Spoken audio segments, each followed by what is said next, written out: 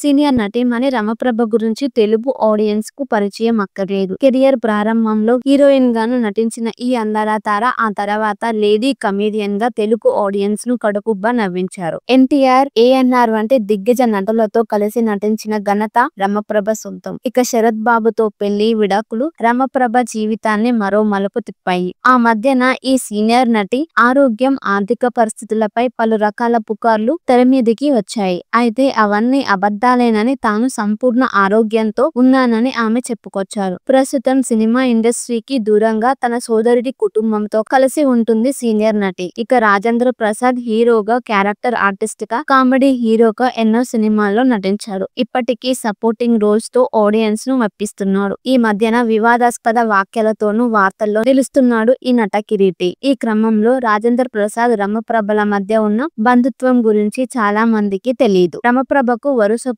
అల్లుడవుతాడు రాజేంద్ర ప్రసాద్. అసలు పిల్లలే లేని రమప్రభకు రాజేంద్ర ప్రసాద్ అల్లుడు ఎలా అయ్యాడని అనుకోవచ్చు. రమప్రభ తన చెల్లెలి కూతురుని దత్తత తీసుకుంది. తనే పెంచి పెద్ద చేసింది. ఆ తర్వాత తనే దగ్గరుండి రాజేంద్ర ప్రసాద్ తో తన కూతురి పెళ్లి కూడా చేసింది. అలా రమప్రభకు రాజేంద్ర ప్రసాద్ అల్లుడయ్యాడు. దగ్గరి బంధుత్వం ఉండబట్టే తరచూ హైదరాబాద్ లోని రాజేంద్ర ప్రసాద్ ఇంటికి వస్తూ ఉంటుంది రమప్రభ. ఇక రాజేంద్ర ప్రసాద్ కూడా అప్పుడప్పుడు రమప్రభ ఇంటికి వెళ్తూ ఉంటాడు. అందుకు సంబంధించిన ఫోటోలు, వీడియోలు కూడా రమప్రభ అఫీషియల్ అకౌంట్ లో చూడవచ్చు. రమప్రభ ప్రయాణం పేరుతో తన పర్సనల్ అండ్ ప్రొఫెషనల్ విషయాలను తన సోషల్ మీడియా ఖాతాలో వీడియోలను అప్లోడ్ చేస్తుంది రమప్రభ. వీటికి అభిమానుల నుంచి మంచి స్పందన వస్తుంటుంది.